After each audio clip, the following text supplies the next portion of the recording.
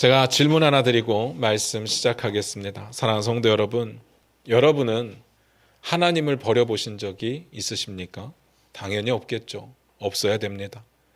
예수 믿고 예수 믿는 사람으로 살아가면서 하나님을 버릴 수는 없죠. 그런 분들은 아마 여기에 한 분도 안 계실 거라고 믿습니다. 만약에 하나님을 버리셨으면 오늘 여기 안 오셨겠죠. 그런데 곰곰이 한번 생각을 해보시기 바랍니다. 진짜 없었을까요? 여러분 자신이 있습니까? 여러분의 삶 가운데 하나님을 버렸던 적이 없습니까? 순간순간 하나님의 뜻보다는 내 유익을 위한 선택을 했던 적이 없었습니까? 학교나 직장에서 굳이 내가 예수 믿는 사람인 거 밝히지 않고 살아온 적은 없었습니까? 요즘 학생들 가운데 또 직장인들 가운데 밥 먹을 때 기도 안 하고 먹는 사람들도 꽤 많다고 하더라고요. 굳이 뭐하러? 내가 기도하면서 예수 믿는 사람인 걸 보여서 불이익을 당할까라는 생각이 들죠. 밝힐 기회가 없었을 수도 있을 겁니다. 그러나 사람들 눈치 보며 감추어 살았던 경우도 있었을 겁니다. 알지만 어쩔 수 없이 불순종하게 되는 경우도 있고요. 남들 다 하는 거니까 따라서 죄를 짓는 경우도 있습니다. 그렇게 하면 내게 이득이니까 죄를 선택하기도 하죠. 불법, 편법, 우리 크리스찬하고는 안 어울리는 말인데 진짜로 안 어울릴까요? 우리의 삶에 불법은 없었습니까? 우리가 살면서 정말 하나님의 뜻이 뭔지 몰라서 불순종하게 되는 경우도 있겠지만 꽤 많은 경우는 알면서도 순종할 수 없었을 겁니다. 다시 묻고 싶습니다.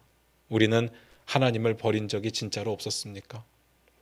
예수님께서 제자들을 처음 부르실 때 성경은 이렇게 묘사를 하고 있습니다. 베드로와 안드레를 보고 예수님께서 이렇게 말씀을 하시죠. 나를 따라와라. 내가 사람을 낚는 어부로 너희를 만들겠다. 그때요. 성경은 베드로와 안드레의 반응을 이렇게 표현합니다. 그들이 곧 그물을 버려두고 예수를 따랐다. 이어서 야고보와 요한을 만나는데 비슷한 이야기를 하고 야고보와 요한은 배와 아버지를 버려두고 예수를 따랐다고 되어 있습니다.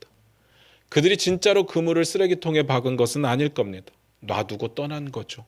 배와 아버지를 버린 것도 아닐 겁니다. 그냥 두고 떠난 겁니다. 다시 말해서 우리가 이해하기 쉽게 표현한다면 둘 중에 하나를 선택해야 될 때 예수님을 선택한 거죠. 물론 오늘 본문에 나와 있는 버린다라는 말과 제가 방금 소개해드렸던 구절에서의 버린다는 단어는 전혀 다른 이야기입니다. 그런데 의미를 이해하기에 도움이 될 것 같아서 소개를 드리는 겁니다. 이렇게 여쭙고 싶습니다. 우리는 선택의 순간에 내 유익을 위해서 하나님께 불순종을 선택했던 적은 없었나요? 그러면 그 순간이 하나님을 버린 순간이라는 생각은 안 해보셨을까요?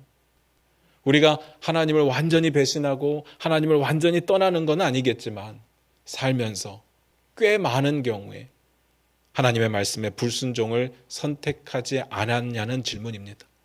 오늘 본문 말씀 같이 보면서 그 이야기를 좀 나눠보도록 할게요. 마태복음 26장 31절입니다.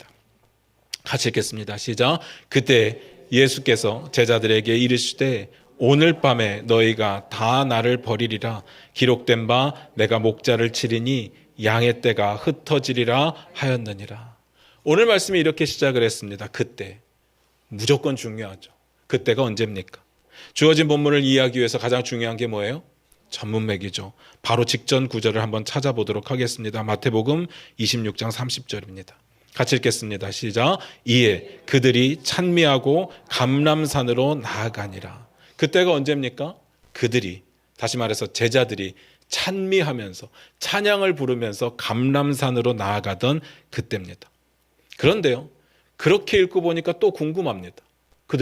제자들은 왜 갑자기 예수님을 찬미하면서 감람산으로 나아갔을까? 역시 이 구절에도 전문맥을 볼 필요가 있겠죠. 앞 구절을 봅니다. 마태복음 26장 29절입니다. 같이 읽겠습니다. 시작. 그러나 너희에게 이르노니 내가 포도나무에서 난 것을 이제부터 내 아버지의 나라에서 새 것으로 너희와 함께 마시는 날까지 마시지 아니하리라 하시니라. 이 내용 기억나십니까? 지난주에 우리가 봤던 본문의 결론으로 봤던 내용입니다. 내 아버지의 나라에서 새 것으로, 다시 말해서 새 포도주로 너희와 함께 마시는 날이 있다라는 내용이었죠. 이 부분은 지난주에 봤던 내용이니까 굳이 찾아보지는 않겠습니다. 제가 말로 설명을 드릴게요.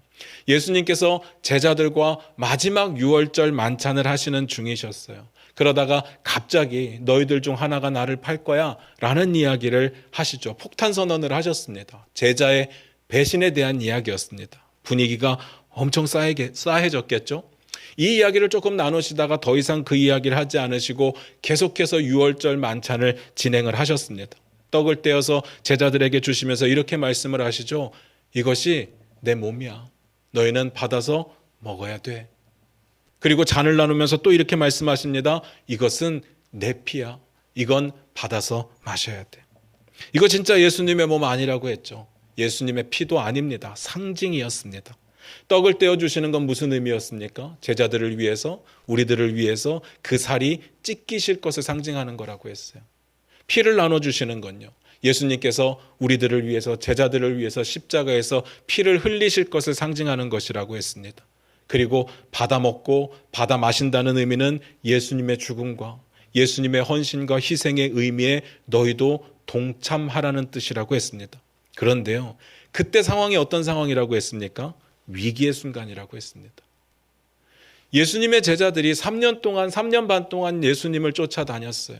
예수님을 스승이라고 부르고 예수님을 주님이라고 부르면서 정말 모든 것들을 다해서 쫓아다녔습니다. 우리 앞에서도 봤지만 아버지도 버려두고 그물도 버려두고 배도 버려두고 예수님을 쫓아간 거예요. 그런데 그렇게 쫓아갔던 주님이 지금 붙잡혀서 죽게 될 겁니다. 십자가에 달려 죽게 될 거예요. 이게 그냥 죽는 게 아닙니다. 이 죄목이 심각한 거였어요. 유대인들에게는 신성모독이라는 죄목으로, 그리고 로마 사람들에게는 반정부주의라는 죄목으로 붙잡혀 죽게 되는 겁니다. 그러면 그 사람의 제자들이었던 사람들, 그 사람을 추종하는 사람들도 동일한 범죄의 죄목을 갖게 되는 거죠. 당연히 당할 수밖에 없었습니다. 제자들은요, 지금 위기였습니다. 어떻게 해야 될지 모르겠는 순간이었습니다. 그런데 주님의 명령이 뭐예요? 내 죽음과 내 헌신과 내 희생의 의미에 동참해라. 이거 너무한 거 아닙니까? 주님이야 주님이라고 치는데 제자들은요, 도망가라, 니네 살 길을 찾아라, 이렇게 해주셨어야지 나의 죽음에 동참하라, 어떻게 하라는 건지 모르죠. 그런데 이유가 있었습니다. 이것이 지난주에 우리가 봤던 결론이죠. 아버지의 나라에서 새 것으로 너희와 함께 마실 날이 있으니까. 이건 승리의 선포였습니다. 그러니까요, 우리 크리스찬들은 이 땅을 살아가면서 소망을 가지고 살아가야 되는 사람들이라고 했죠. 어떤 소망이요? 이미 정해진 결과, 승리, 마지막 날의 승리가 결정된 사람들이라고 했습니다. 그 소망을 가지고 이 땅의 어려움과 고난과 힘든 일들을 버티고 견뎌나가는 겁니다. 이 이야기를 듣고 제자들이 어떻게 했다고요? 마태복음 26장 30절로 갑니다. 같이 읽겠습니다. 시작. 이에 그들이 찬미하고 감람산으로 나아가니라. 이렇게 연결이 되는 거예요. 고난이 오지만, 위기의 순간이 왔지만 그들에게는 마지막 날에 승리가 기다리고 있기 때문에 그들은 그 이야기를 듣자마자 하나님을 찬양하면서 뛰쳐나갈 수밖에 없었던 거죠. 우리는 어떻습니까? 우리에게 소망이 있다는 이야기를 제가 드렸습니다. 우리에게 마지막 날에 승리가 기다리고 있다는 이야기를 드렸습니다. 그러면 이들처럼 우리도 하나님을 찬양하며 우리의 입술에 하나님께 영광 돌리며 나아가는 우리의 결단이 필요하지 않겠습니까? 제자들이 많이 모자랐습니다. 지금 이 순간 제자들이 굉장히 모자른 상황이었음에도 불구하고 그들은 찬미하는데, 우리는 우리에게 소망이 있다는 이야기 가운데 지금과 같은 표정으로는 앉아있을 수가 없는 거죠. 소망이 있다고. 하나님을 찬양하며 나아가야 되는 겁니다. 그렇게 그들이 찬미하고 감람산으로 나아갈 때 어떤 일이 있었습니까? 오늘 본문으로 연결됩니다. 마태복음 26장 31절 같이 봅니다. 같이 읽겠습니다. 시작. 그때 예수께서 제자들에게 이르시되 오늘 밤에 너희가 다 나를 버리리라. 기록된 바 내가 목자를 치리니 양의 떼가 흩어지리라 하였느니라. 눈에 확 들어오는 말이 있습니다. 오늘 밤에 너희가 다 나를 버리리라. 잘 생각해 보세요. 지금이 어떤 순간이라고요? 막 제자들이 소망이 있다는 이야기를 듣고 찬미하면서 감람산으로 나아가고 있는데 예수님께서 찬물을 확 끼얹었습니다. 뭐라고 하셨다고요? 너희 중에 다 나를 버리리라.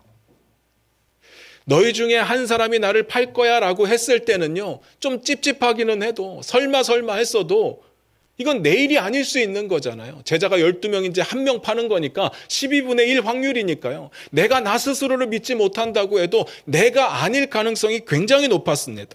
그런데 이제는요, 너희가 다 나를 버린대요. 이건 100%입니다. 게다가 이게 그냥 예수님께서 하시는 이야기가 아닙니다. 내가 느낌적으로 보니까 너희가 다 나를 버릴 것 같아, 이런 게 아닙니다. 성경에 기록된 일이래요. 제자들의 입장에서 생각을 해보면요, 자기들이 예수님을 버리고 도망가는 게 성경에 기록됐다는 이야기를 들었을 때 어떤 느낌이었을까요? 그게 믿어질까요? 도대체 어떤 성경의 기록인데요? 마태복음 26장 31절 뒷부분만 한번 볼까요? 기록된 바 거기서부터 봅니다. 같이 읽겠습니다. 시작. 기록된 바 내가 목자를 치리니 양의 떼가 흩어지리라 하였느니라. 이 내용이 성경에 기록되어 있다는 겁니다. 정말로 그럴까요? 스가랴서 13장 7절인데 우리 화면 보시면서 같이 한번 읽어볼게요. 같이 읽겠습니다. 시작. 만군의 여호와가 말하노라. 가라, 깨어서 내 목자 내 짝된 자를 치라. 목자를 치면 양이 흩어지려니와 작은 자들 위에는 내가 내 손을 들이우리라. 만군의 여호와가 말씀하시는 거예요. 칼에게 명령하셨답니다. 칼은 은유법이겠죠. 뭐라고 명령하셨습니까? 내 목자, 내 짝된 자를 쳐라. 누굽니까? 예수 그리스도예요. 예수 그리스도를 치라고 명령을 하셨고요. 그러면 양이 흩어진대요. 오늘 본문에도 그 내용이 기록되어 있습니다. 내가 목자를 치리니 양의 떼가 흩어지리라. 내용은요, 스가랴서와 비교해보면 조금 다릅니다. 스가랴서의 내용은 칼에게 명령을 하셨고 칼이 치는 건데, 오늘 본문에 나와 있는 것은요, 내가 친다고 이야기를 합니다. 이유가 있죠. 예수님께서 스가랴서의 내용을 이해하기 쉽게 설명을 하신 겁니다. 하나님께서 내가 친다고 말씀하신다는 거죠. 그러면 흩어질 수밖에 없습니다. 그러면 이건 어쩔 수 없는 거죠. 하나님이 주관하시는 일이니까. 당연합니다. 아무려면 하나밖에 없는 독생자를 죽여서 온 인류를 구원하시는 일인데 운에 맡기시겠습니까? 아니면 사단이 하는 일에 맡기겠습니까? 당연히 하나님이 직접 하시죠. 그러면요, 하나님이 양떼를 치는 거니까 양떼는요, 방법이 없습니다. 피할 길이 없어요. 도망갈 수밖에 없고요. 흩어질 수밖에 없습니다. 그런데 이렇게 말하면 너무 절망적이잖아요. 그런데 잘 보세요. 스가랴가 이야기를 이렇게 끝내지 않았습니다. 그 다음에 이렇게 기록되어 있어요. 작은 자들 위에는 내가 내 손을 들이우리라. 이게 뭔 말일까요? 스가랴서를 다 찾아보기는 좀 어려울 것 같고 제가 내용을 전후 문맥을 살펴서 좀 설명을 드려볼게요. 하나님께서 치실 때요, 거짓 목자도 치게 되고 참 목자도 함께 해를 입게 됩니다. 그것 때문에 모든 양떼가 흩어지게 되는데 다 흩어져서 끝이 아니라 그 중에 3분의 1은 멸망하게 될 거고 3분의 1은 살아서 연단을 받은 후에 돌아와서 하나님을 나의 하나님이라고 고백하게 된다는 내용이에요. 그 내용이 13장 8절부터 9절에 있습니다. 스가랴 13장 8절부터 9절인데 우리 화면 보면서 같이 읽겠습니다. 같이 읽겠습니다. 시작. 여호와가 말하노라. 이 온 땅에서 3분의 1은 멸망하고 3분의 1은 거기 남으리니 내가 그 3분의 1을 불 가운데에 던져 은같이 연단하며 금같이 시험할 것이라. 그들이 내 이름을 부르리니 내가 들을 것이며 나는 말하기를 이는 내 백성이라 할 것이요 그들은 말하기를 여호와는 내 하나님이시라 하리라. 하나님이 치시니까요, 양떼가 흩어지는 것은 어쩔 수가 없습니다. 양떼 입장에서 피할 방법이 없어요. 그런데 중요한 건 뭐냐? 그 중에 3분의 1은 연단을 통해서 돌아와서 하나님의 백성으로 우뚝 서는 겁니다. 그래서 하나님이 그들을 볼 때 이들은 내 백성이다 라고 말씀하실 거고요. 그들은 스스로 고백하기로 여호와가 나의 하나님이다 라고 고백을 하게 될 겁니다. 이게 오늘 이야기의 핵심인 거죠. 양떼들이 흩어져도 돌아오는 게 포인트입니다. 주님 앞에 주님의 왕되심을 고백하는 사람들을 겸손한 자들이라고 우리 마태복음에서 배웠죠. 아마 작은 자들이 그런 자들 아닐까요? 이 모든 일을 주님의 섭리 가운데 두신 겁니다. 그러고 보니까 예수님께서 하신 말씀도 그렇게 끝나지 않았어요. 정말 그냥 비참하게 너희가 나를 버릴 거야로 끝나지 않았습니다. 그 다음 이렇게 말씀하셨어요. 마태복음 26장 32절입니다. 같이 읽겠습니다. 시작. 그러나 내가 살아난 후에 너희보다 먼저 갈릴리로 가리라. 잘 보세요. 예수님께서 십자가에 죽으실 겁니다. 그런데 예수님께서 어디로 가신다고요? 갈릴리로. 너희보다 먼저 갈릴리로 간대요. 이게 가능합니까? 어떻게 죽은 사람이 갈릴리로 갈 수 있어요? 가능하죠. 왜요? 살아날 거니까. 내가 살아난 후에 갈릴리로 간다고 되어 있잖아요.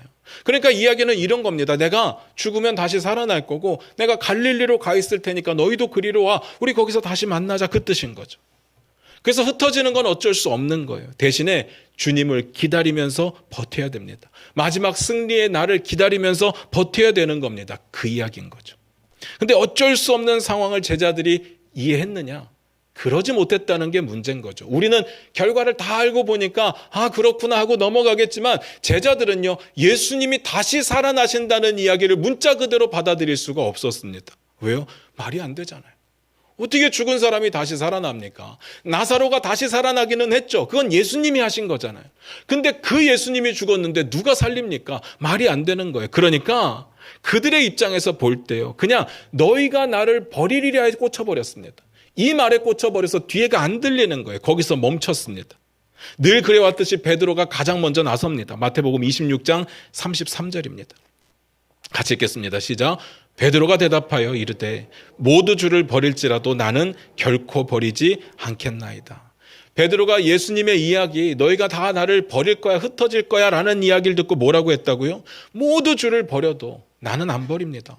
베드로답죠. 이게 베드로죠. 그런데 저는 베드로의 이 고백이 저는 거짓말이라고 생각하지는 않아요. 분명히 진심이었을 겁니다.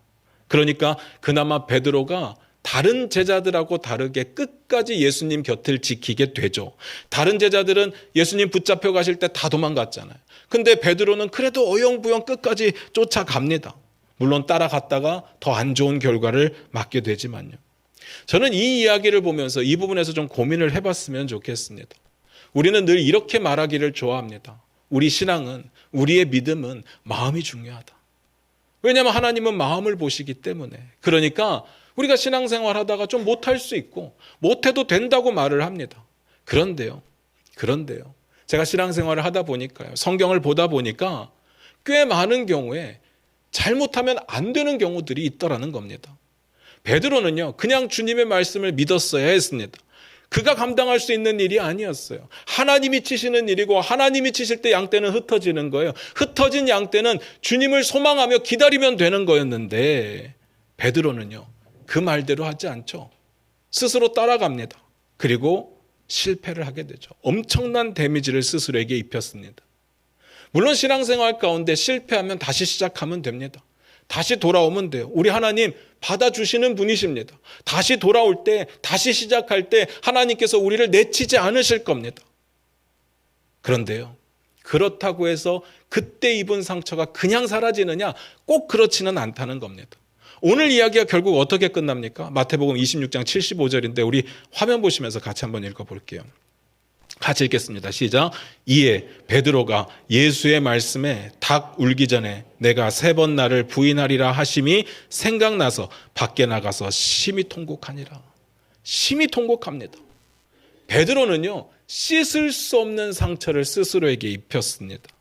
물론 그 다음이 중요하겠죠. 베드로는 그 다음 처신을 잘했습니다. 주님은 분명히 용서하실 겁니다. 주님은 품어주실 거예요. 주님께로 돌아오는 자를 내치지 않으십니다. 베드로도 보면요, 나중에 불러서 따로 말하시는 장면이 있어요. 네가 나를 사랑하느냐? 그러면 내 양을 먹여라. 이걸 3번이나 반복을 하시죠.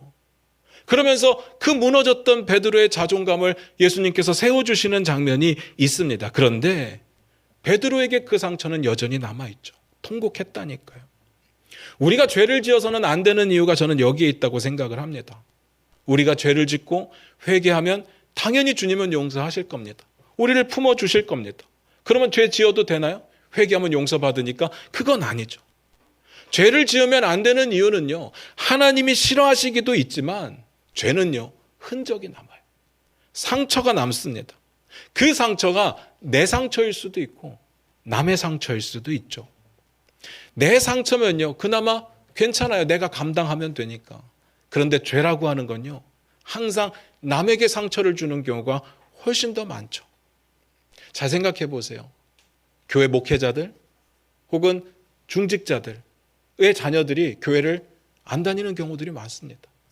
왜냐하면 교회에서 바라보는 목사님과 교회에서 바라보는 중직자들과 내 부모님과 집에서 보는 부모님이 모습이 많이 달라요. 부모님의 입장에서, 부모님의 그 생각에서 내 자식들이 교회 잘 다녔으면 하는 그 마음으로 엄청 강요합니다. 그런데 말씀대로 살지 못해요. 말씀을 가지고 살아내지 못합니다. 거기서 오는 괴리감 때문에요. 목회자들 자녀들 가운데 교회 안 다니는 사람들도 많아요.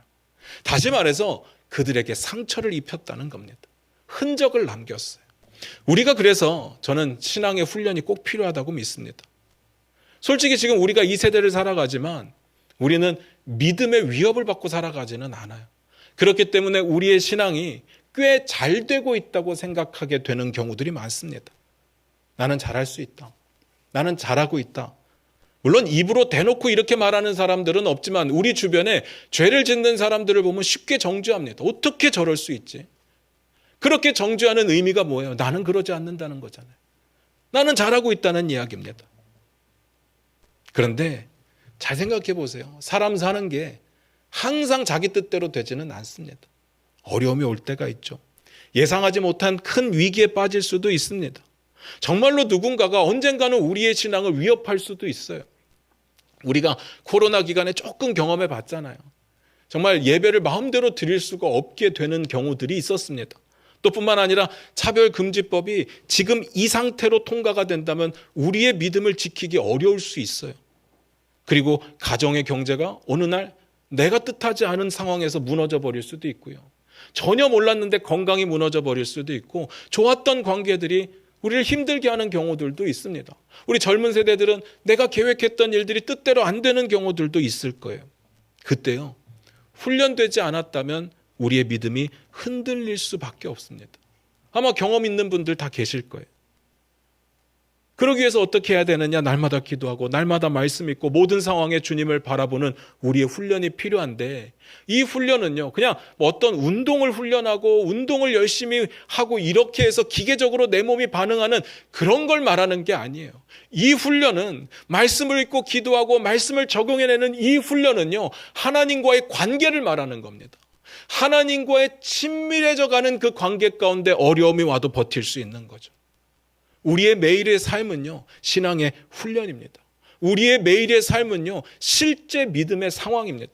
우리의 매일의 삶은요, 하나님과 동행하는 삶입니다. 그런데 문제는요, 하나님 앞에 말씀으로 믿음으로 살아내고자 할 때 부딪히는 장애와 장벽들을 두려워합니다. 피하고 싶어요. 힘들다고요. 지금과 같은 평화의 시대에도 그렇게 약간의 갈등과 부딪힘을 피하고 싶은데 그래서 부딪히면 믿음으로 살아내지 못하는데 위기가 찾아왔을 때 우리가 믿음으로 살 수 있다? 전 잘 모르겠습니다. 그렇게 장담하기가 어렵지 않겠습니까? 오늘 베드로가요. 자기가 주님을 버리지 않겠다고 이야기한 거 전 진심이라고 생각을 해요. 그런데 3년 반 동안 주님과 함께 했지만 그 위기의 순간 앞에 작은 여종 앞에서 나 주님을 모른다고 배신하고 부인하는 경우가 기록되어 있잖아요. 우리는요. 더 깊은 훈련이 필요합니다. 더 깊은 관계가 필요해. 그러기 위해서 뭘 해야 되느냐? 기본으로 돌아가야 됩니다. 말씀 읽고 기도하고 내 삶에 적용하고. 그게 뭐예요? 큐티죠. 다시 말씀으로 돌아가세요. 솔직히 말씀드리면 지금 베드로가요. 나설 타이밍은 아니었습니다. 앞에서도 말씀드렸듯이 이거 어쩔 수 없는 상황이에요. 주님이 목자를 치실 거고 양떼는 흩어지게 되어 있습니다. 가만히 있으면 2등은 했었을 텐데 괜히 나서가지고 창피한 꼴만 났죠. 어떤 일이 났다고요? 밖에 나가서 심히 통곡하니라. 아마 베드로 일생일 때 가장 부끄러운 일이었을 거고 베드로는 평생을 이 순간을 생각했을 겁니다. 너무 창피한 일이잖아요. 너무 사람들 앞에 자격이 서지 않는 이야기잖아요. 잘 보시기 바랍니다. 이건 성경에 예언된 일이었고 하나님이 주관하신 일이었어요. 다시 말해서 이 상황은요. 제자들도 어쩔 수 없는 상황이었습니다. 하나님이 목자를 치시면 양떼는 흩어지게 되어 있습니다. 그러면요. 뭐하러 말씀하셨어요? 어차피 그렇게 될 거. 어쩔 수 없는 건데. 앞에서도 말씀드렸듯이 참고 견디라고 말씀하신 거예요. 왜요? 좋은 날이 오니까. 마지막 때 승리의 잔을 마시게 될 테니까 아버지의 나라에서 새 곳으로 너희들과 마시게 될 테니까 포인트는 거기에 있다. 거기에 있다고요. 소망이 거기에 있다고요. 항상 그러셨잖아요. 끝까지 견디는 자는 구원을 얻는다. 기억나십니까? 그런데 베드로가 발끈하죠. 이해를 못합니다. 이건요, 믿음이 아니라, 이런 표현 너무 죄송한데요, 객기입니다. 자기의죠. 뭐라고 했다고요? 다 주를 버려도 나는 버리지 않습니다. 아니 왜 딴 사람들 이야기를 해요?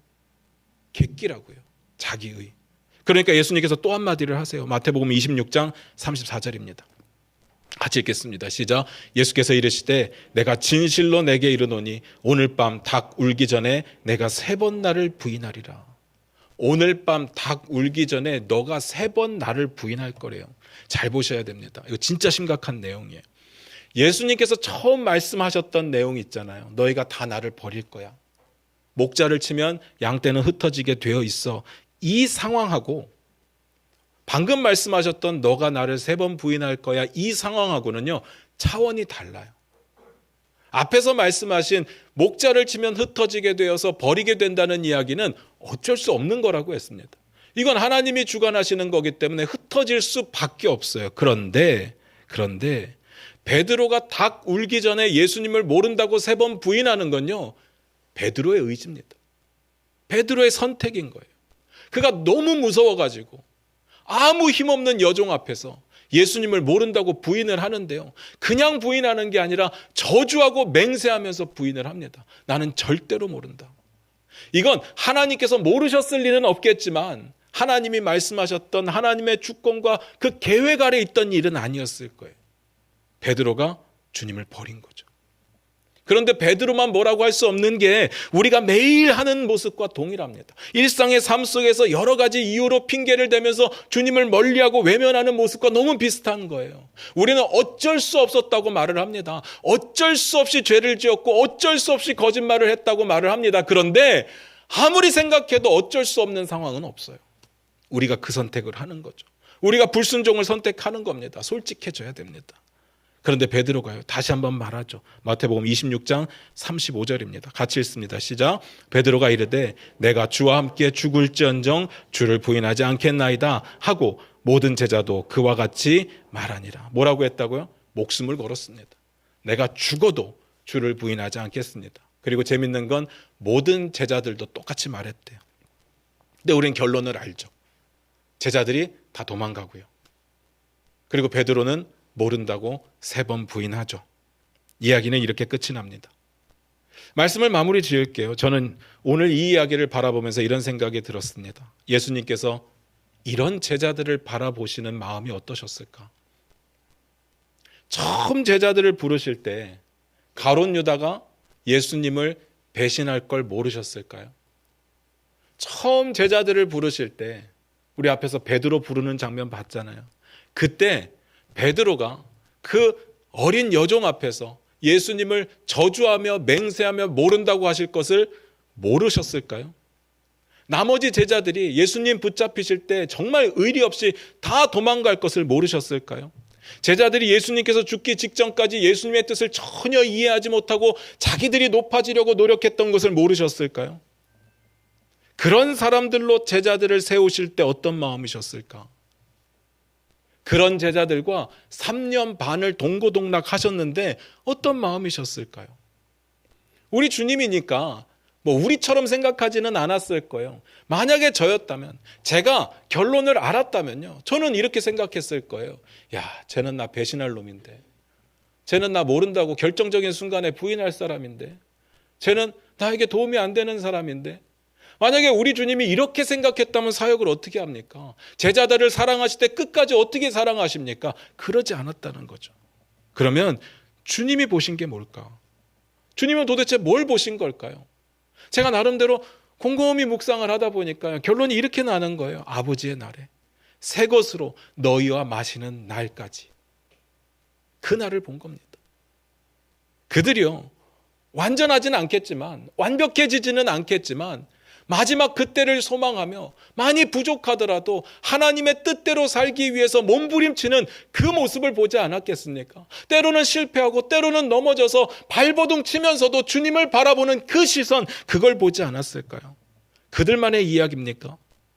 예수님께서 나를 위해서, 여러분을 위해서 십자가에 돌아가실 때 어떤 마음이셨을까요? 우리가 날마다 삶 속에서 순간순간마다 내 유익을 위해서 잘못된 선택을 하는 걸 모르셨을까요? 내게 조금만 피해가 가고 조금만 손해가 간다면 하나님을 외면하고 불순종을 하게 될 것을 모르셨을까요? 날마다 하나님을 외면하며 내 바빠서 나 살기 위해서 살아가는 내 모습을 모르셨을까요? 결정적인 순간에 불순종하는 우리라는 걸 모르셨을까요? 우리 주님은 어떤 생각하셨을까요? 정말 막연한 기대했을까요? 꽤 많이 살려놓으면 그 중에 한 놈은 내 뜻을 알겠지, 이런 막연한 기대 아닐 겁니다. 그런 건 아닐 거예요. 그럼 뭐냐? 이거는요, 우리의 상상으로 표현할 수 없는 이야기입니다. 사랑이에요, 사랑. 그럼에도 불구하고 사랑하시는 겁니다. 베드로와 마찬가지입니다. 우리가 완전해서가 아니에요. 완벽해질 것을 기대해서가 아닙니다. 하나님 말씀 붙잡고 하나님을 바라보면서 때로는 넘어져도, 때로는 쓰러져도, 때로는 죄를 지어도 다시 일어나서 주님을 향해서 달려가는 그 발걸음을 보신 거죠. 마지막 날에 아버지의 집에서, 아버지의 나라에서 새 것으로 함께 마실 그날을 기대하면서 우리를 사랑하신 거 아니겠습니까? 그래서 우리에게 요구하신 게 뭡니까? 그 사랑에 합당하게 살아라는 것 아닙니까? 내 잔을 마셔라. 내 몸을 먹어라. 우리가 흔히요, 은혜를 갚는다는 표현을 많이 씁니다. 생각해 보세요. 우리가 하나님의 은혜를 갚을 수 있을까요? 부모님의 은혜도 잘 갚지 못하는데 하나님의 은혜를 어떻게 갚습니까? 은혜를 갚는다는 표현은 등가의 원칙에 따라서 내가 받은 만큼 똑같은 걸 준다, 이런 이야기는 아닐 거예요. 부모님의 은혜를 갚는다는 말은 부모님의 뜻에 맞게 어울리게 살겠다는 거 아닙니까? 부모님이 나 어린 시절 베풀어 주셨던 그 사랑이 부끄럽지 않게 그렇게 살아내겠다는 거 아니겠습니까? 하나님의 은혜를 갚는다는 말은 뭐겠습니까? 하나님의 뜻에 어울리게 살겠다는 것 아니겠습니까? 우리에게는요, 그 사랑을 요구하시는 겁니다. 예를 들어 볼까요? 살다 보면요, 사람과 관계하다 보면 배신을 당할 때가 있어요. 뭐 배신까지는 아니었어도 상처받고 아픔을 받을 때가 있습니다. 그런데 아무리 생각해도 미운 감정이요, 사라지지 않습니다. 마음이 진정이 되지 않아요. 그래서 용서가 안 되죠. 우리는 사랑하라고 하고 용서하라고 하면 어떤 마음이 드는지 아세요? 일단 마음이 안 된다고 생각합니다. 감정이 안 된다고 생각을 해요. 무슨 말인지 아시겠죠? 우리는 감정이 추스려질 때까지 기다려야 됩니다. 마음이 안정될 때까지 기다려야 돼요. 그래야 용서를 하든 사랑을 하든 한번 노력이라도 해볼 텐데. 그런데요, 주님의 뜻은 그런 게 아니에요.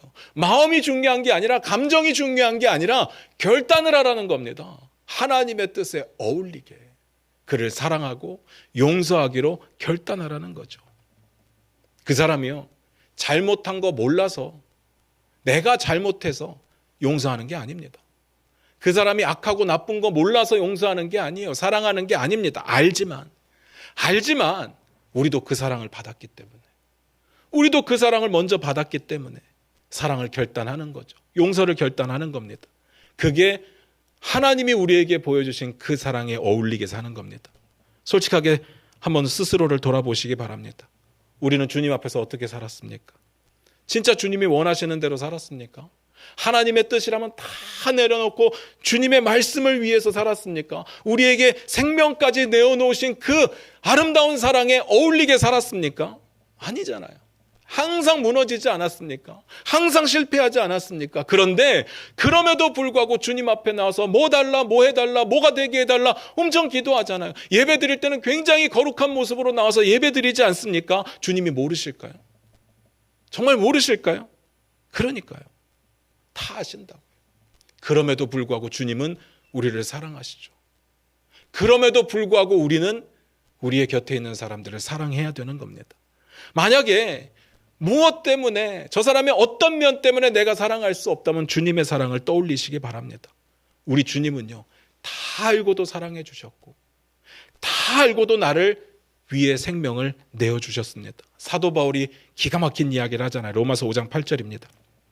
우리 화면 보시면서 같이 읽겠습니다. 같이 읽습니다. 시작. 우리가 아직 죄인 되었을 때 그리스도께서 우리를 위하여 죽으심으로 하나님께서 우리에 대한 자기의 사랑을 확증하셨느니라. 이게 주님의 사랑이에요. 이 구절은요, 생각하면 생각할수록 놀랍습니다. 우리가 뭘 잘해서가 아니에요. 잘할 가능성이 있어서가 아닙니다. 우리가 아직 죄인 되었을 때 우리를 위해 죽으셨어요. 당연한가요? 당연하지 않습니다. 이 땅에 어느 누구도 그렇게 살지 못해요. 자, 예를 들어 볼까요? 가끔 뉴스에 연예인들 아니면 정치인들 또 유명 인사들의 죄의 모습이 보도가 되게 되면요, 여러분 어떻게 반응하십니까? 그럴 수 있지, 하나님이 저들을 사랑하실 거야, 용서하자, 이러십니까? 다 늑달같이 달려들어서 욕하지 않습니까? 정말 나쁜 놈이고 쓰레기 같은 놈이고 저런 놈은 정말 사회에서 없어져야 되고, 싸늘하게 여론은 돌아서고요, 그 사람은 어느 순간 매장되어 버립니다. 이게 무슨 사랑입니까? 안 그렇습니까? 우리는요, 죄인을 용납하지 못합니다. 우리 안에 어떤 죄인이 생기면 절대로 용납하지 못합니다. 우리도 죄인이면서. 그게 우리의 모습인 거죠. 2024년도 표가 뭡니까? 여기 있습니다. 서로 사랑하라. 서로 사랑하라. 우리는 어떻게 사랑할 수 있을까요? 나와 다른 저 사람을, 내가 보기에 많이 모자른 저 사람을. 우리는 사랑합니다, 축복합니다, 인사는 쉽게 합니다. 그러나 이건 인사죠. 우리는 어떻게 사랑할까? 주님의 사랑으로 사랑하는 거죠.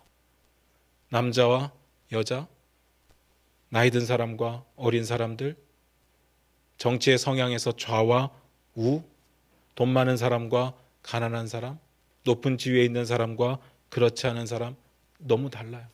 착한 사람, 못된 사람, 너무 달라요. 그런데 그 차이를 극복하는 게 사랑이죠. 혹시라도 내 마음에 안 들어서 내 마음대로 바꾸고 싶다면 그건 사랑 아닙니다. 우리 주님의 모습을 잘 보세요. 제자들을 꺾지 않으셨습니다. 잘 생각해 보세요. 제자들이 항상 잘못된 생각을 했었어요. 성령을 체험하기 전까지 항상 자기의 유익을 위해 살았어요. 그런데 꺾지 않으셨어요. 가르치시기는 하셔도, 사랑으로 돌보기는 하셔도 꺾지 않으셨습니다. 무슨 말인지 아시겠습니까? 그러니까 예수님을 따라다녔던 3년 반 동안 다 제멋대로 생각을 하는 거죠. 그리고 결국은 주님을 버리잖아요. 그런데요, 맨 마지막에 마태복음에는 안 나오지만 요한복음에 나와 있는 마지막, 우리가 보고 있는 이 6월절 만찬의 마지막 장면이 뭐냐면요, 제자들을 사랑하실 때, 자기 사람들을 사랑하실 때 끝까지 사랑하시니라. 포기하지 않으십니다. 주님의 사랑이 그렇다고요. 그럼에도 불구하고 우리를 사랑하시는 그 주님의 사랑을 기억하셔야 됩니다. 그 사랑으로 서로 사랑할 수 있는 거예요. 우리가 생각하는 상식, 우리가 생각하는 기준, 우리가 생각하는 율법, 이런 걸로는 사랑할 수가 없습니다. 그 모든 것들을 뛰어넘어서 그럼에도 불구하고 우리를 사랑하셨던 그 사랑, 그 사랑을 체험했기 때문에, 경험했기 때문에 그 사랑이 흘러갈 때 우리가 서로 사랑할 수 있는 것 아니겠습니까? 2024년도는요, 서로 사랑하는 한 해가 되었으면 좋겠습니다.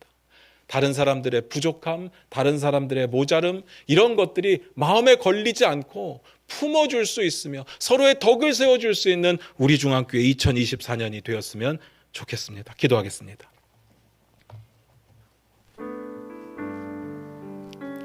우리 반주 들으시면서 잠깐 한번 기도하며 나아가기를 원합니다. 제가 앞에서 그런 질문을 드렸어요. 여러분들은 하나님을 버리신 적이 있습니까? 없죠. 그런데 날마다 순간순간 돌아보면요, 하나님을 외면하고 하나님을 모른 척하고 하나님의 뜻을 순종하기를 거절했던 순간들이 있었습니다. 우리의 모습이요, 베드로와 같았다고요. 그 상황 가운데 우리는 어쩔 수 없었다는 이야기를 많이 하지만 실제로 어쩔 수 없었던 적은 한 번도 없었습니다. 그렇게 절대절명의 위기가 있었습니까? 없었습니다. 그런데요, 그럼에도 불구하고 우리 주님은 우리를 사랑하실 때 끝까지 사랑하시죠. 자기의 목숨을 내어 하나님의 사랑을 확증하셨습니다. 우리가 그 사랑을 받았습니다. 제가 여러분들의 잘못이나 죄를 지적하는 게 아니라 우리가 그럼에도 불구하고 하나님의 사랑을 받았다. 얼마나 크신 사랑입니까? 그 사랑을 체험하고 경험한 자들이 내 주변에 조그만한 실수와 조그만한 잘못된 일들을 용납하지 못하고 용서할 수 없다면 그것이 하나님의 사랑을 경험한 자로서의 모습일까? 이 부분을 고민하자는 겁니다. 2024년도는 서로 사랑하는 한 해가 되기를 원합니다. 그러려면 주님의 사랑이, 내가 경험한 주님의 사랑이 얼마나 컸는지를 먼저 깨달아 알기를 원합니다. 우리 이 시간 같이 기도했으면 좋겠습니다. 나의 부족함에도, 나의 모자름에도, 나의 죄악됨에도 나를 위해 목숨을 내어놓으신 그 사랑을 살아내기 원합니다. 우리 다 같이 그렇게 기도하며 나아갑니다. 기도하겠습니다.